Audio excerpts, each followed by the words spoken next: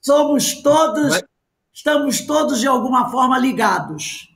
isso, graças a Deus. Né? Você é do Jacarepaguá, Aqui para sempre. Bezerra, a Carmen também é do Bezerra, os outros companheiros aqui são do CO e Jesus Gonçalves, nós aqui somos da casa de Francisco de Assis. Então, uma maravilha, estamos todos juntos. Bem, meu amigo, está chegando a nossa hora. Antes de iniciarmos a nossa reunião, depois eu vou fazer a apresentação mais completa. Eu vou fazer uma leitura de uma página do livro Hoje, Psicografia de Francisco Cândido Xavier pelo Espírito de Emmanuel. E o título dessa mensagem é Pensemos nisso. E assim inicia Emmanuel. Exaltemos a indulgência, não apenas qual lâmpada que deve brilhar nos vizinhos, mas, acima de tudo, por luz viva que nos cabe trazer no coração de maneira a clarear o próprio caminho. Pensemos nisso, observando as dificuldades do próximo, como se as dificuldades do próximo, em verdade, nos pertencessem. Viste o companheiro embriagado na via pública, em estado a prestar-lhes breve momento de apoio, desapareceste na esquina, desistindo de auxiliá-lo. Reflete, porém, nos suplícios da esposa digna que o suporta incessantemente dentro de casa. Percebeste as manifestações desagradáveis da irmã irrefletida e lhe atiraste em rosto reprovações e críticas através de advertências amargas. Recorda, no entanto, a luta do homem correto que a sustenta no lar, por mãe dos próprios filhos. Registraste a presença do irmão obsidiado e fugiste à sorreufa, temendo a obrigação de socorrê-lo no espaço de algumas horas.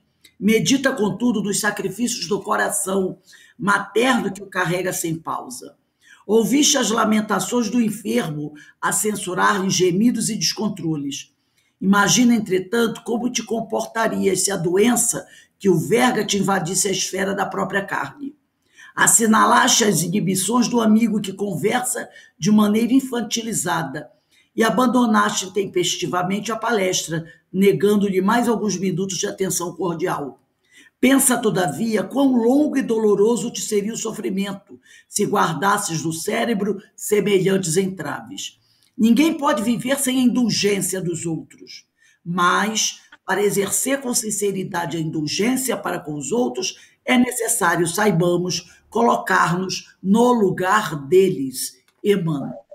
Então, nesse momento, vamos aqui elevar o nosso pensamento ao alto, agradecendo a Jesus, agradecendo a Deus, agradecendo aos amigos espirituais, a oportunidade que todos nós temos de nos encontrarmos aqui essa noite para refletir sobre esse santo evangelho do Senhor. Que todos nós possamos aproveitar esse momento de aprendizado, esse momento de bênção, para buscar colocar em prática todos esses ensinos e pedir sempre a Deus a sua misericórdia para cada um de nós, espíritos ainda imperfeitos. Nesse momento também queremos pedir ao Senhor que abençoe, proteja e console todos aqueles que se encontram em sofrimento, como também aqueles nossos irmãos que estão desencarnando. Que todos possam ser amparados pelos espíritos amigos, esclarecidos e consolados. E assim envolvidos por essas vibrações amorosas que nos envolvem, onde quer que estejamos, te pedimos, Pai, abençoadamente, que nos dê a permissão para iniciarmos o nosso estudo da noite de hoje. Graças a Deus. Bem, meus amigos, nós estamos hoje com muita alegria recebendo o nosso irmão Alcide Geraldo da Conceição, trabalhador do Centro Espírita de Jacarepaguá, localizado ali no bairro do Pichincha. E o nosso irmão vai conversar conosco sobre o Evangelho segundo o Espiritismo, capítulo 13, itens 7 e 8, que tem por título: Não saiba a vossa mão esquerda o que dê a vossa mão direita. Convidar os pobres e os estropiados, dar sem esperar retribuição. Meu amigo, você tem até 20, 40, 15 para as 9, se necessário, para terminar a sua exposição. A palavra está com você. Bem, obrigado a todos, boa noite. É com imensa alegria, com imensa satisfação, e não poderia ser de outro modo, que a gente está aqui estreitando laços de amizade, de companheirismo, ampliando o coletivo cristão no qual todos estamos inseridos.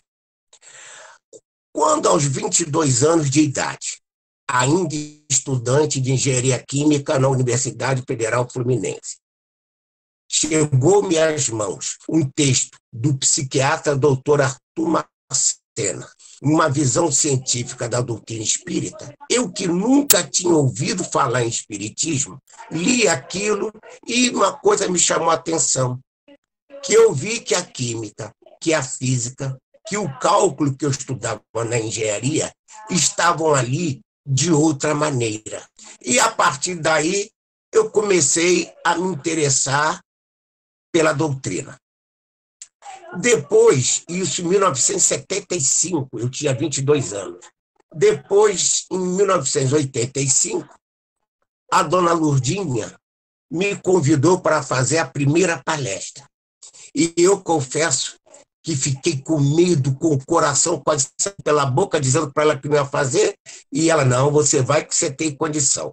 Então, de um modo tal que a gente só tem a agradecer a Deus a oportunidade que nos concede, porque, diante dos fatos que já vivi em toda a minha vida, a certeza se estabeleceu.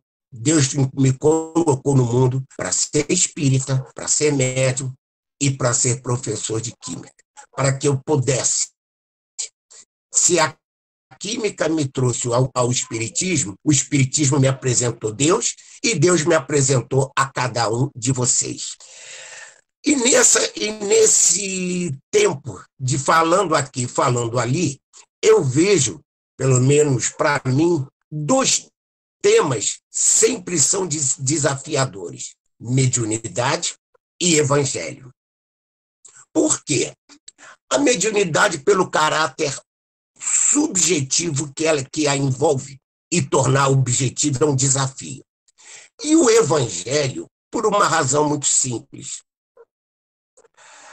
Quando a gente mergulha os nossos olhos na leitura de Hermínio Corrêa de Miranda, naquele seu belíssimo livro, Cristianismo, uma mensagem esquecida, e ainda no Hermínio Corrêa de Miranda,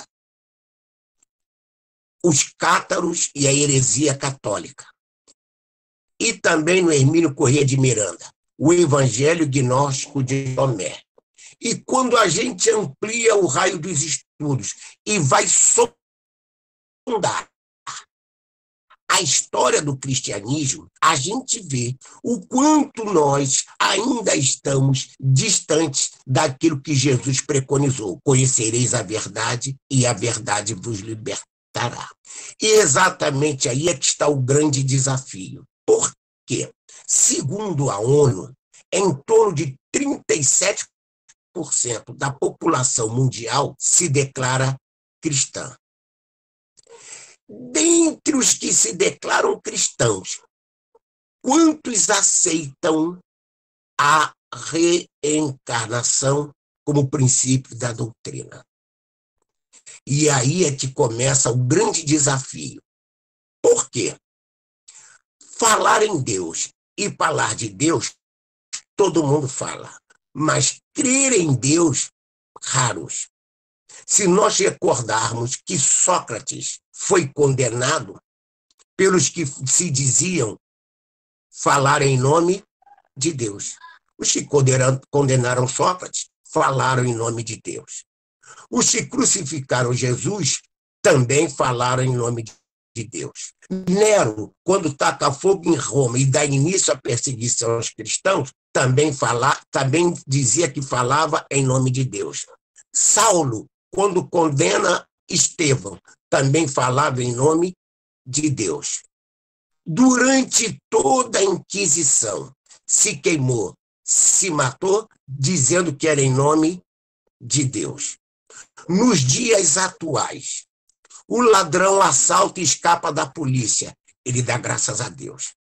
O homicida mata e escapa da polícia. Também diz graças a Deus. Os prevaricadores da ciência, da política, da religião, todos se dizem falar em nome de Deus.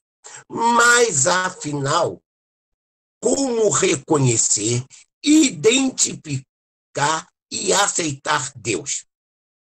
Não é tão simples e fácil assim, porque, infelizmente, Deus, vida espiritual, ficaram atrelados ao pensamento religioso e não com uma lei natural da própria vida.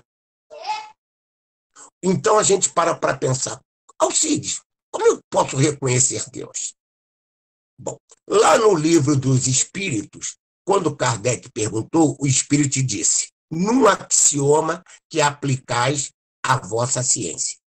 Axioma é aquilo que é evidente por si só. Por exemplo, a luz do sol é um axioma, que ninguém precisa provar a existência da luz do sol, é evidente. Então, o axioma que ele alude lá no livro dos Espíritos é não há efeito sem causa. Opa! A própria ciência também reconhece que não há efeito sem causa. Todo fenômeno, todo evento é uma expressão ou manifestação de uma causa. Então aí fica claro que se a causa é mecânica, se o efeito é mecânico, a causa também é mecânica. Por exemplo, ligamos a luz. A movimentação das pás do ventilador. Tudo isso é processo mecânico, porque tem uma causa mecânica. Mas nós, seres humanos, somos inteligentes? Somos. Se nós somos inteligentes, a causa que nos gerou também é inteligente. Lá no livro dos Espíritos, quando Kardec perguntou, o Espírito disse, basta olhar a natureza. O que não é obra do homem é obra de quem? Curiosamente, Albert Einstein, um dos pais da teoria moderna, da física moderna, uma vez perguntaram a ele, por que o senhor, um cientista, acredita tanto em Deus? A resposta que ele deu foi rigorosamente a mesma do livro dos Espíritos. Ou seja, basta olhar a natureza. Se não é obra do homem, é obra de quem? Porém, o reconhecimento da existência de Deus ainda é precário e limitadíssimo. Mesmo o desdobramento da existência divina nascemos. Estamos no mundo ou somos do mundo? Estamos no corpo ou somos do corpo? Como provar a realidade espiritual da vida?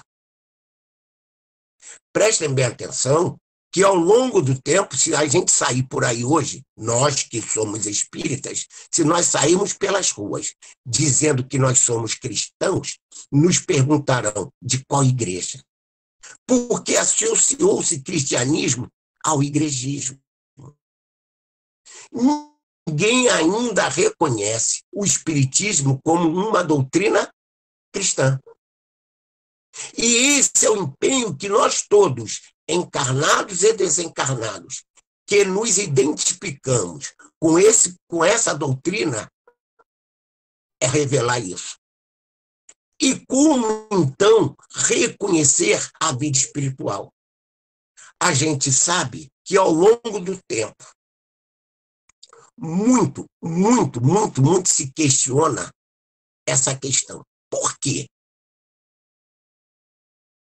Infelizmente, A religião, a filosofia, as artes, como expressão da consciência humana, tornaram-se agnósticas e materialistas. Mas nos alegremos, pessoal. Já há, hoje, no ramo da ciência, está ganhando força o estudo do talento mediúnico através das universidades. E cada vez mais a ciência vai decifrando, vai decodificando as alegorias do Evangelho. Ora, se o efeito é inteligência, a causa é inteligente, ora, toda a natureza, hoje a ciência reconhece que toda a natureza é manifestação de uma inteligência. Inclusive, o padre Teilhard de Chardin, que além de padre era paleontólogo, portanto cientista, um dia disse: não somos seres humanos vivendo experiências espirituais, mas seres espirituais vivendo experiências humanas. Também Max Planck, um dos pais da teoria quântica, sem que ninguém lhe perguntasse, um dia também disse: há um domínio incriado de energia de onde tudo provém. Repare, um domínio incriado de energia de onde tudo provém. Se essa energia é incriada, ela não é obra do homem. Se não é obra do homem, é obra de quem? E mais, esse domínio incriado de energia, aludido por Max Planck, Kardec, que é anterior a Max Planck, chamou de fluido cósmico universal. Posto, então, que ninguém mais vai ter dúvida quanto à existência de Deus e a bondade e a justiça divina, como aceitá-la? Bom, vamos aqui. Dentro da visão materialista da vida, nascer, crescer, morrer. Então não há salvação para ninguém. Nascer, crescer, morrer. Tanto isso é verdade que nas artes há várias expressões das artes questionando isso. Por exemplo, Hamlet, Shakespeare, em Hamlet, em profunda crise existencial, pensa em suicidar-se. E ele começa a questionar: e se eu não morrer? Ou seja, se eu não morrer, significa espiritualidade. Meu esforço terá sido em vão.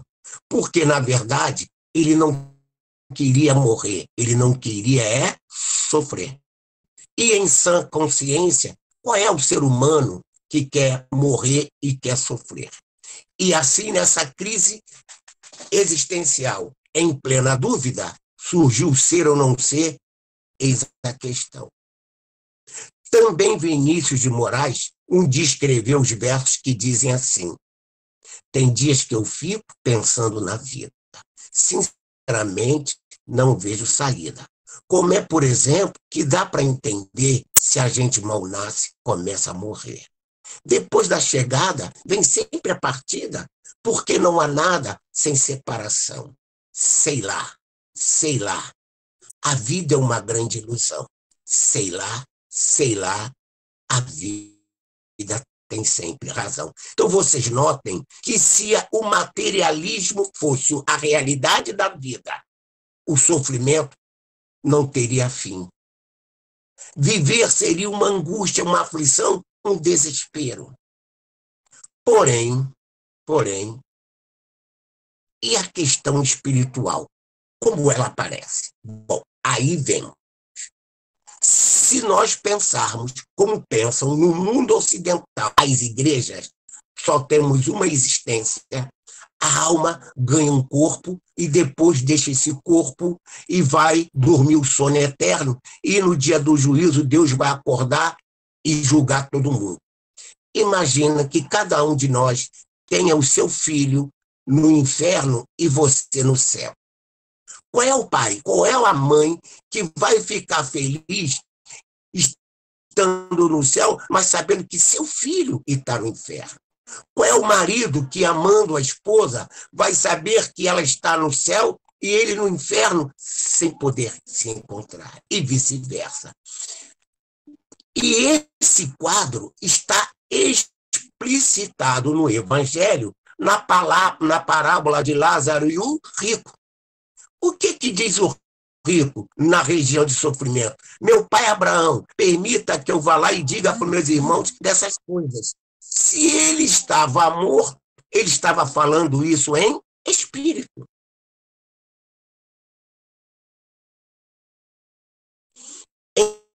Então, a justiça, o festim das bodas, só vai ser completo com a reencarnação, a pluralidade das existências, a sobrevivência do espírito. Um amigo meu, professor de filosofia e católico, narrou-me o seguinte fato: Alcides, eu sou católico, participo de todos os ofícios da igreja, vou todo domingo à missa, mas tem um fato que eu perguntei ao padre e o padre não soube me explicar. E eu disse para ele: qual? E a minha família fizemos um churrasco em família. E na hora da selfie, para espanto de todos os familiares, o tio morto estava presente na selfie. Ora, se esse tio estava morto e presente na selfie, ele não estava morto, estava ali em espírito. Porque a manifestação espiritual transcende a concepção religiosa.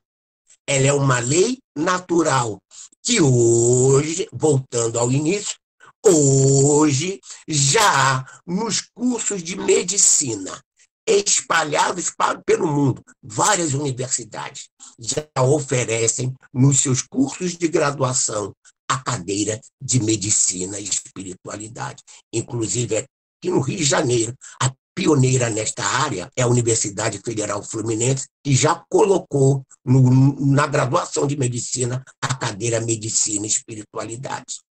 Então, vocês vão vendo que todo fenômeno tem uma causa. Aí vem a pergunta: Alcides, como me convencer definitivamente da existência de Deus e de que eu sou imortal?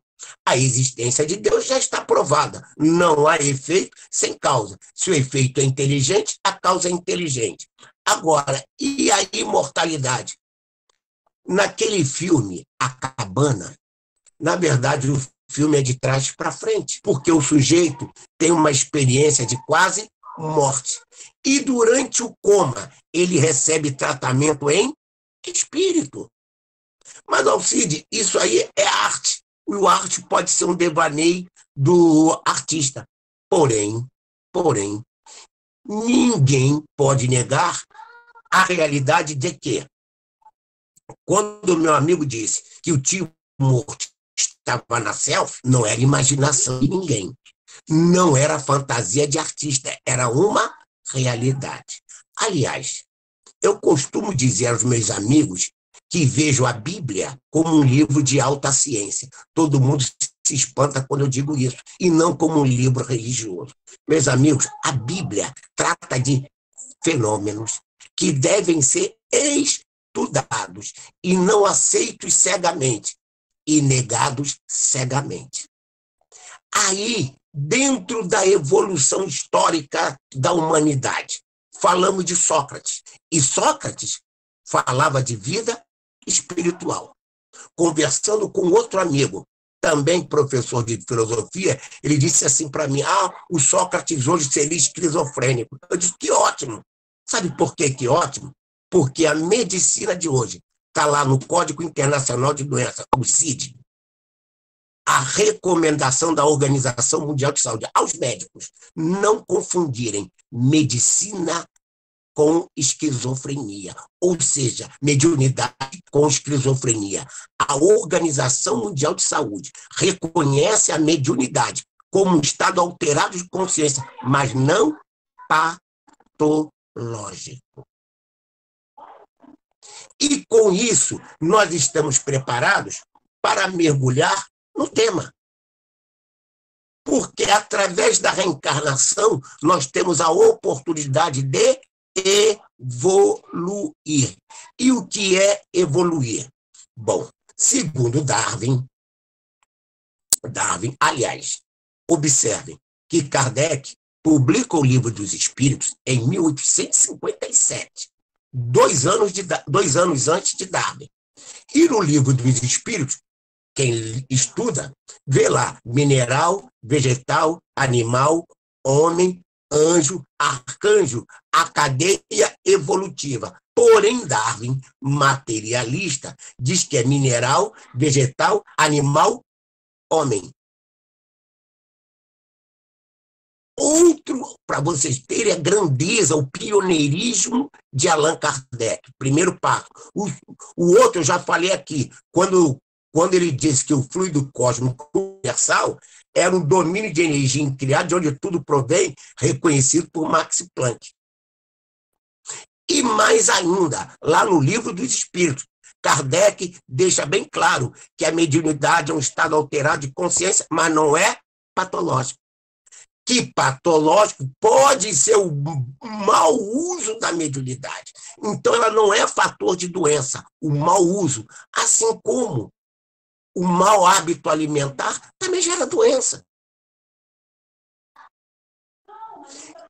Então, esse festim de bodas, imaginem, quando nós evoluirmos e nos tornarmos verdadeiramente felizes, a vida vai ser um eterno festim. E as bodas, o casamento indissolúvel, é o despertar da nossa consciência em comunhão com Deus, porque esse casamento é verdadeiramente indissolúvel. Na introdução do Livro dos Espíritos, Kardec diz assim: podem dividir-se em 5 partes as matérias contidas nos evangelhos: os atos comuns da vida do Cristo, os milagres, as predições, as palavras que foram tomadas pela Igreja para fundamento de seus dogmas e o ensino moral. As 4 primeiras têm sido objeto de controvérsia. A última, o ensino moral, porém, conservou-se constantemente inatacável. Diante desse código divino, a própria incredulidade se curva. Gente, onde está o cristianismo de Jesus? Mahatma Gandhi. Se eu perguntar aqui a todos que estão sintonizados nesse estudo, Gandhi era cristão? Todo mundo vai dizer que não, e eu vou dizer que era. Gandhi era cristão? Todo mundo vai dizer não, eu vou dizer que era. E vou provar a vocês. Cristianismo, o cristão, Cristo é um estado de consciência que só se atinge pela evolução. Tanto que Mahatma Gandhi, universalista, disse o seguinte: se fossem queimados todos os livros e só restasse o Sermão da Montanha, a humanidade estará salva. Porque toda a doutrina de Jesus está no Sermão da Montanha. Aliás, observem, Moisés subiu a montanha. Krishna subiu a montanha. Jesus subiu a montanha. Simbolicamente, subir a montanha é elevar o pensamento e o sentimento. Então, quando eu elevo o padrão do pensamento e dos sentimentos, a psicologia, a psiquiatria, a neurologia reconhecem hoje pensamento, sentimento, vontade, a tríade de nossas ações. Todas as nossas ações estão fundamentadas aonde? No pensamento, no sentimento, na vontade. Daí a importância da oração. Porque quando eu habituo a orar, eu começo a mudar o padrão do pensamento, do sentimento, da vontade, modifico as minhas ações. A importância dos passes. Quando eu tomo meu passe, mergulho o pensamento em oração, eu estou modificando o padrão vibratório do meu pensamento, do sentimento, da minha vontade, portanto, vou modificar as minhas ações. E aí, realizarei uma etapa do Evangelho. Qual é? Nascer de novo. Porque eu me tornarei uma nova pessoa. Lembre-se, regeneração. Regeneração é nascer de novo, regenerar, Renato, nascido de novo.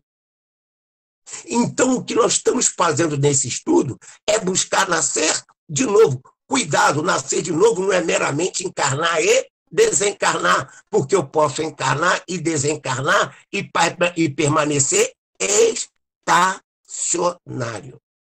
Ainda ampliando o evangelho. Quando Jesus vai à casa de Zaqueu, opa, o que ele está simbolizando? Não é a casa física de Zaqueu. A casa de Zaqueu é a mente, o coração. Se Jesus não entrar na nossa casa, isto é, na nossa mente e no nosso coração, nós não vamos nascer de novo. Ou seja, tornar-nos uma nova pessoa. É disso que o Evangelho está falando. Então, meus amigos, Joana de Ângeles, no livro Jesus e Atualidade, leciona dizendo o seguinte: a atualidade do pensamento de Jesus surpreende os mais céticos estudiosos da problemática humana, sempre complexa e desafiadora nestes dias. Profundo conhecedor da psique, Jesus penetrava com segurança nos refúgios do indivíduo e descobria as causas reais das aflições que o inconsciente de cada um procurava escamotear. Opa, gente, olha como é que a grandeza de Deus em favor de todos nós. Reparem, Deus nunca abandonou a humanidade. Lembremos-nos, depois que Jesus partiu, nos 3 primeiros séculos, o movimento nascente dos seus discípulos começa a ganhar corpo, ganhar evidência. Até que Estevão,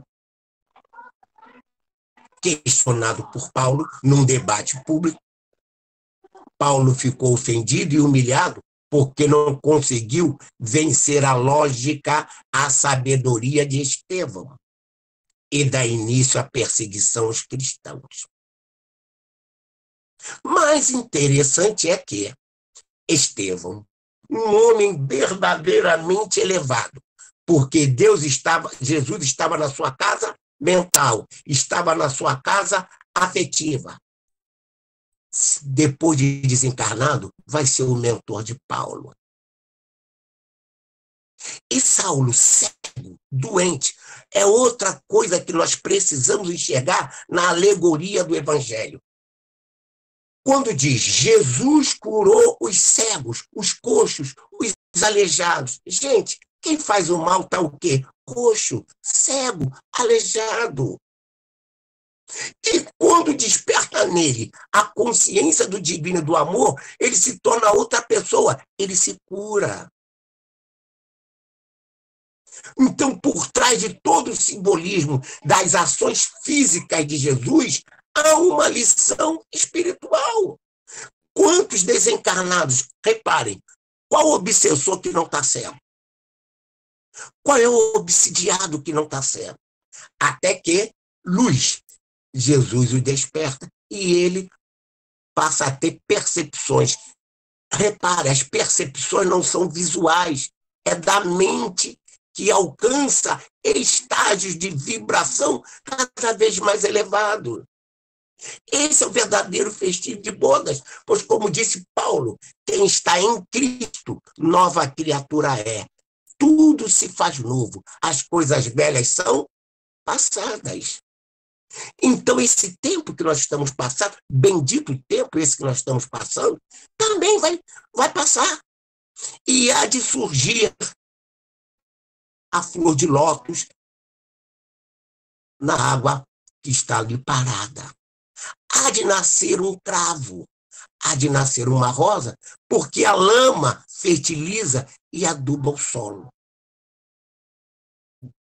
Meus queridos, esse tema do Evangelho é um tema amplo, complexo. E continuando ainda viajando nesses delírios que nós estamos tendo. Joana de Ângeles diz sobre a salvação.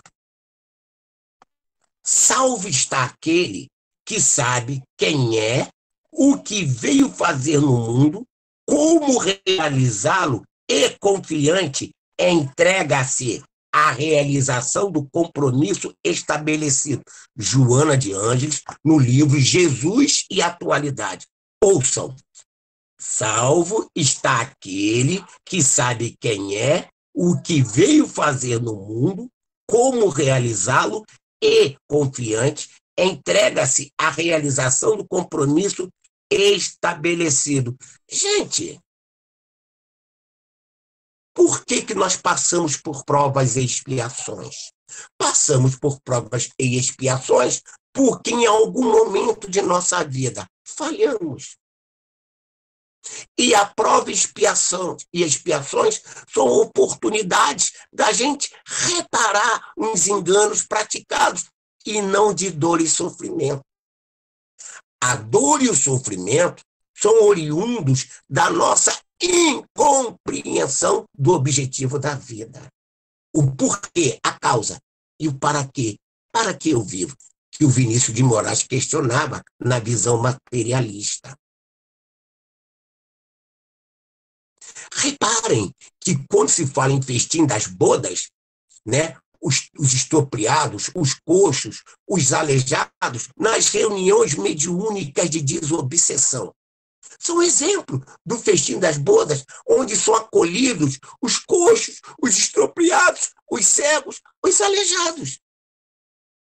Cegos do entendimento, aleijados do sentimento. Por isso, revoltosos e revoltados, vingativos e vingadores, criando sofrimento para si mesmos.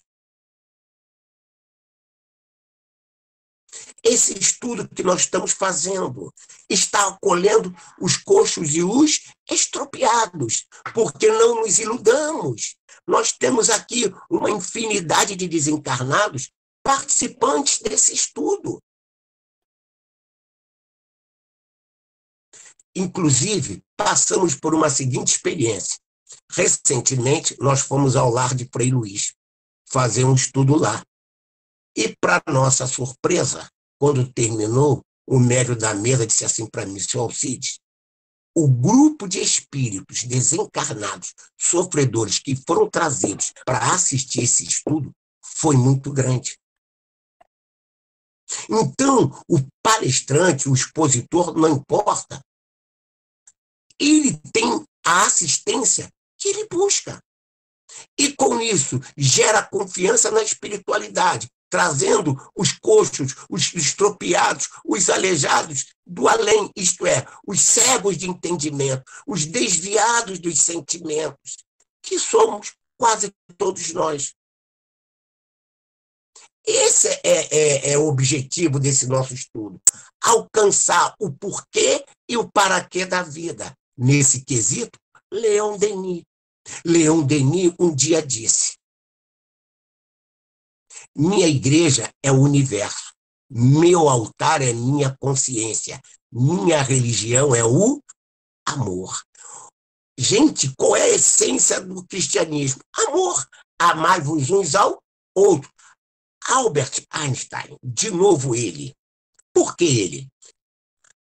Quem estuda a física reconhece que a física diz que na natureza existem 4 forças. E, para surpresa de todo mundo, o Einstein disse o seguinte, que o amor é a 5ª força da natureza.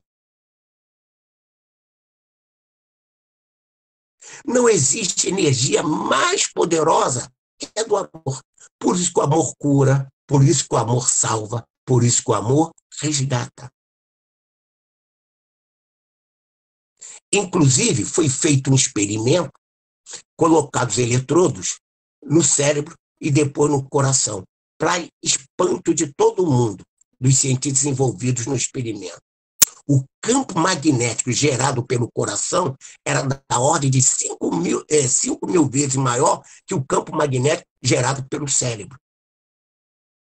Então, temos que educar o pensamento e o sentimento, para que nossas vidas sejam um verdadeiro festim, para que aqueles dementados, perturbados, perturbadores, que conosco convivem como oportunidade de nossa evolução, sejam resgatados. Lembremos de André Luiz. André Luiz é considerado suicida indireto. E se nós olharmos o número da depressão, o número do suicídio direto crescente, alarmante, frutos da perda da identificação com o objetivo da vida. O meu amigo que eu citei no início disse assim: Alcides, ano passado 12 padres se suicidaram.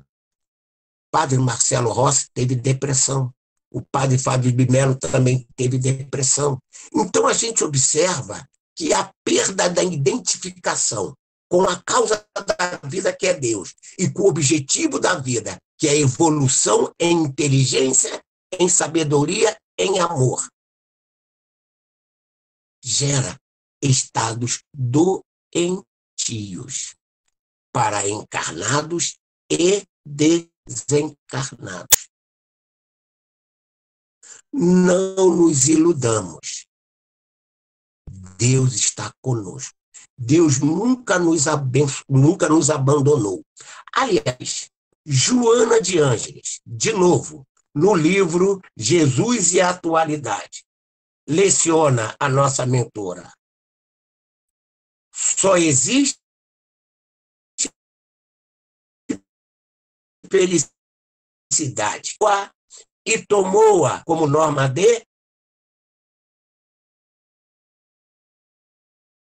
conduta. Joana de Ângeles, Jesus e a Atualidade. Só existe felicidade em quem se encontrou com a verdade, absorveu-a e tomou-a como norma de conduta. Qual é a norma de conduta?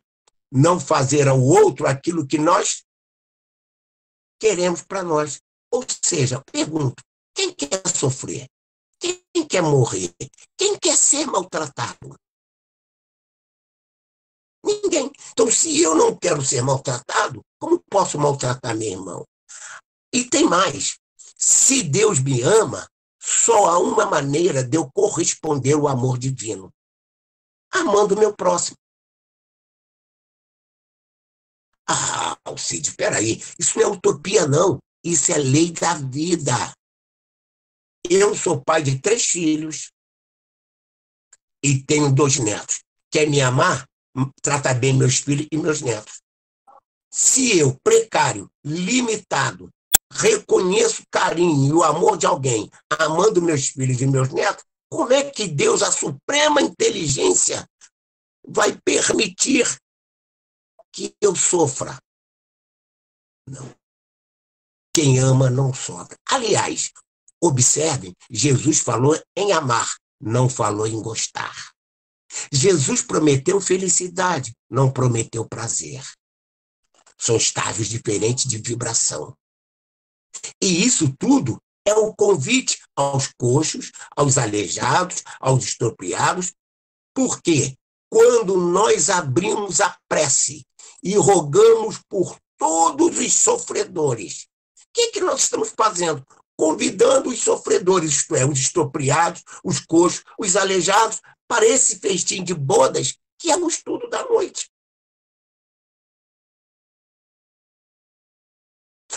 Quando nas reuniões mediúnicas de desobsessão se dialoga com o obsessor, sofredor, aflito, ela também é um festim de bodas, porque está convidando os coxos dos aleijados.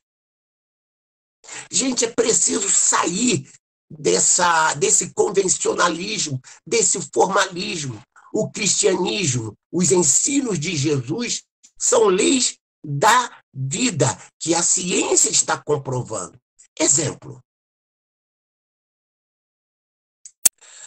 Toda a ciência reconhece que toda onda transporta energia e informação. Por exemplo, as ondas do rádio transportam energia e também a informação.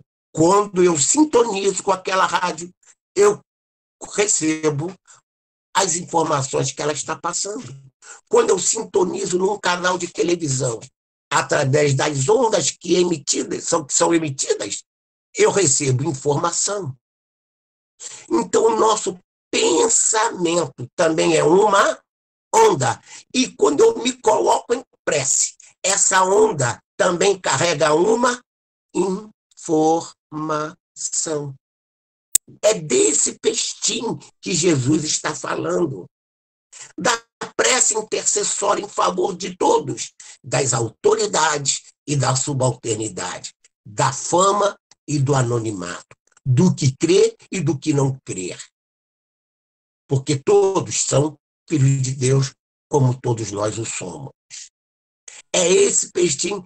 Imaginem o dia que realmente o amor for o fundamento das ações de todos nós, encarnados e desencarnados.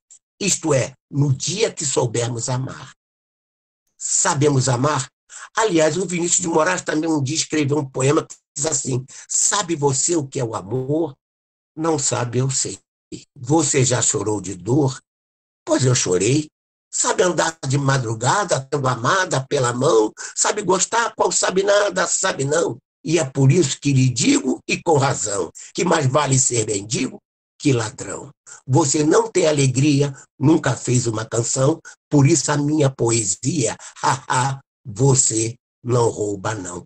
O que é verdadeiramente nosso é o estado de consciência que alcançamos e que ninguém vai nos tirar.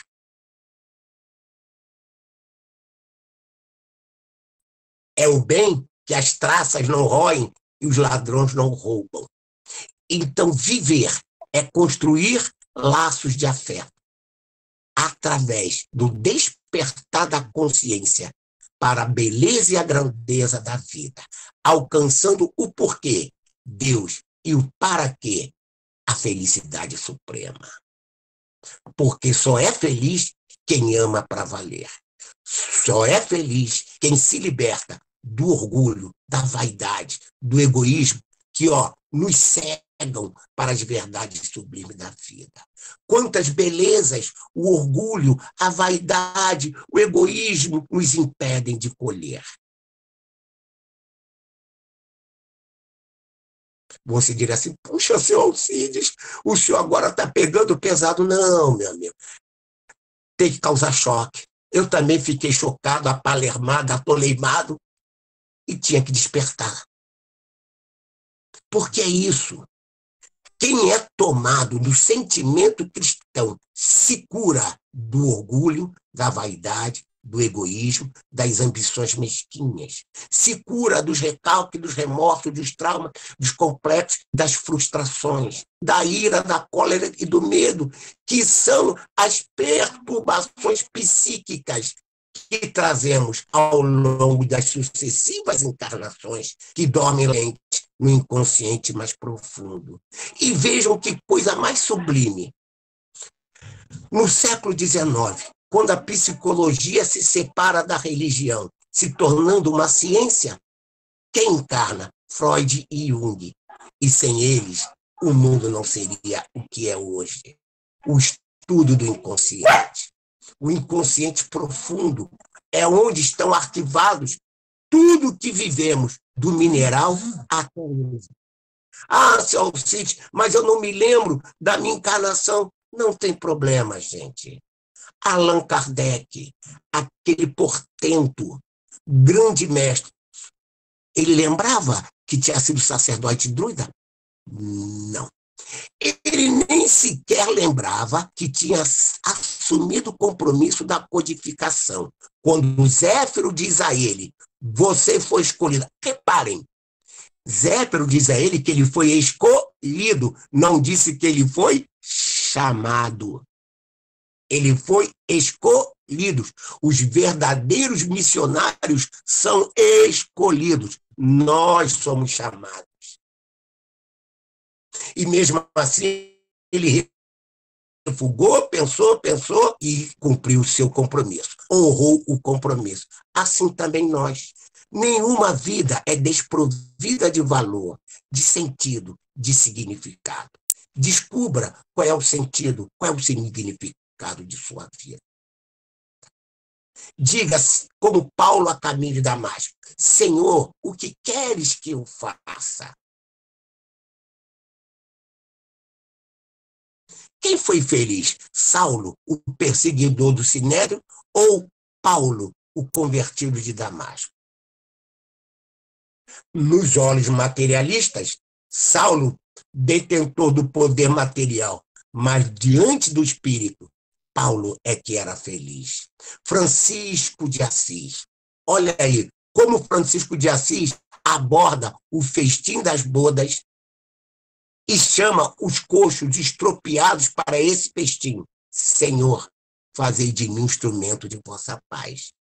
Onde houver ódio, que eu leve o amor. Onde houver ofensa, que eu leve o perdão. Onde houver discórdia, que eu leve a união. Onde houver dúvidas, que eu leve a fé. Onde houver erros, que eu leve a verdade. Onde houver desespero, que eu leve a esperança. Onde houver tristeza, que eu leve a alegria. Onde houver trevas, que eu leve a luz. Ó Mestre, fazei com que eu procure mais consolar que ser consolado, compreender que ser compreendido, amar que ser amado. Pois é dando que recebemos, é perdoando que somos perdoados, e é morrendo que nascemos para a vida eterna. O que é a vida eterna? A vida eterna, não confundir estar desencarnado com vida eterna. A vida eterna é apanágio, é conquista daqueles espíritos puros que não precisam mais reencarnar. Nós ainda não sabemos nem o que é a vida espiritual. Como é a vida espiritual? Sabemos? Sabemos que ela existe, mas como ela é, longe estamos de saber. Então, ainda estamos longe de conhecer a vida eterna. Outro exemplo disso.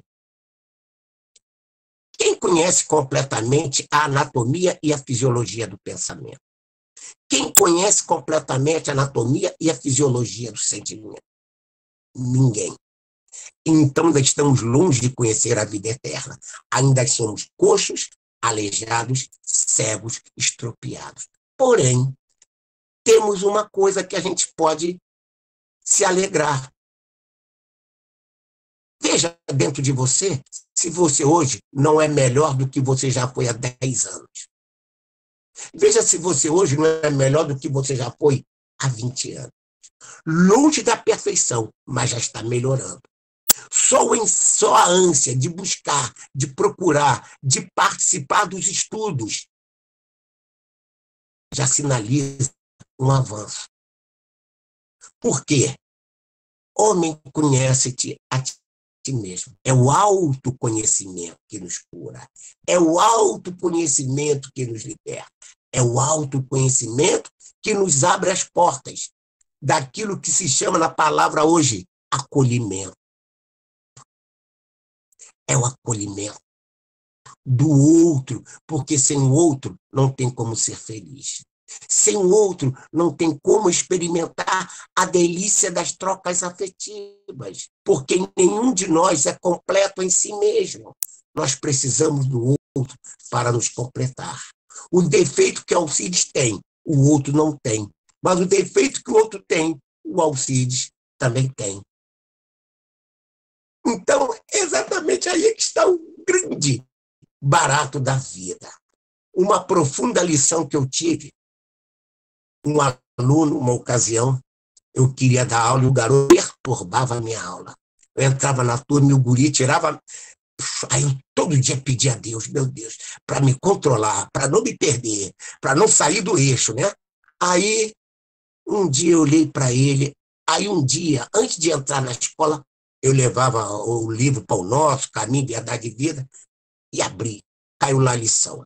Paulo, fiz-me forte para os fortes, fiz-me fraco para os fracos, fiz-me tudo para todos, para ver se de algum modo chegava a ganhar alguns. Reparem, Paulo diz para ver se eu chegava a ganhar alguns. Ora, minha gente, esse alguns que Paulo pretendeu ganhar eram os coxos, os estropiados, os aleijados, que iam participar da alegria dele de se saber filho de Deus a caminho da luz. E Aí entrei na sala para dar minha aula. E o garoto olhou para mim com aquela cara de ódio. Quando eu comecei a aula, ele começou a perturbar, eu fui para perto e disse: meu filho, diga aqui uma coisa. O que você tem contra mim? E ele disse assim: professor, eu tenho ódio do senhor. Eu lhe odeio, professor. Aí eu disse assim: meu filho, até hoje eu não sei de onde me veio essa calma, né? Disse: meu filho, me odeie. Você tem todo o direito de me odiar, mas você só não tem o direito de perturbar a aula que eu quero dar. Me odeie, mas me deixe dar minha aula, tá bom? Aí o menino se desarmou, ele ficou espantado, porque não esperava a minha reação.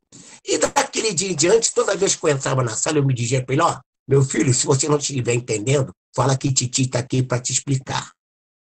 Ó, amigão, ó, no último dia de aula do ano, ele me procurou e disse assim: professor, eu quero pedir desculpas ao senhor, porque o senhor não é aquilo que eu pensei. Gente, um peso, uma tonelada saiu de mim, porque com a inspiração do texto de Paulo, eu consegui fazer de um inimigo um grande amigo. Ou seja, o expropriado, o cego, veio para o meu festim e me fez alegre. Eu e ele ficamos alegres, um na companhia do outro. É exatamente o sentido do amar aos inimigos, do dar a outra face. A oração de Francisco de Assis mostra isso, dar a outra face. Para completar, Jesus, quando diz lá no Pai Nosso: seja feita a vossa vontade, qual é o único penhor, a única garantia de felicidade, não de prazer, de felicidade para todos nós? A satisfação consciente da vontade divina em todos nós. Mas para isso, eu preciso saber quem é Deus. E segundo, eu preciso saber o que Ele espera de mim. E mais ainda no Pai Nosso, para fechar o nosso estudo. Quando Jesus diz assim: mas livrai-nos de todo mal. Livrai-nos de todo mal. De que mal que ele está falando? Do mal que está dentro de mim. Porque o mal que está dentro de mim é o mal que me infelicita. É o mal que eu faço ao outro. Então, se eu me liberto do mal que está dentro de mim, eu alcancei o objetivo sagrado da vida, encontrei o Cristo em mim. Por isso que no belíssimo livro Cristianismo, a Mensagem Esquecida, há um determinado trecho que o Hermínio Corrêa de Miranda diz: o que é importante? Crer em Cristo ou despertar o Cristo? Um outro belíssimo livro que vocês podem consultar sobre esse tema: Cristianismo e a Mensagem Esquecida, da Sociedade Teosófica, escrito pelo nosso irmão Raul Branco. Então, meus queridos amigos, ainda temos muito a que estudar na história do cristianismo. Temos muito que evoluir e crescer. Como disse Confúcio, toda caminhada é igual, porque começa no primeiro passo. Já demos o primeiro passo, continuemos a caminhada. Ainda que nossos pés estejam cansados, inchados, e nossos olhos lacrimejantes, tenhamos a certeza que vale a pena viver, que vale a pena amar, que vale a pena se saber, se reconhecer e aceitar como filho de Deus que somos todos nós, acolhendo todos aqueles que cruzarem conosco, porque quem nos agride, quem nos ofende, nos dá a oportunidade de perdoar. Não é a ofensa do outro que nos faz mal, é quando o nosso orgulho se manifesta e nos sentimos ofendidos. Mahatma Gandhi, quando leva o tiro fatal, alguém pergunta a ele: Mahatma, você perdoa? Ele diz: não. O que, Mahatma, você não perdoa? Não, ele não me ofendeu. Jesus não se sentiu ofendido, Francisco de Assis, Kardec, Bezerra de Menezes, Mahatma Gandhi, Madre Teresa de Calcutá. Como disse Francisco de Assis: Pai, que eu me torne inofendível. Deixarei de ser coxo, deixarei de ser estropiado, deixarei de ser aleijado e vou acolher todos aqueles meus irmãos de tormento e de aflição para se curarem, e a nossa vida será um festim, a nossa vida será um eterno louvar e agradecer a Deus, amando a Deus sobre todas as coisas, e o nosso próximo como a nós mesmos.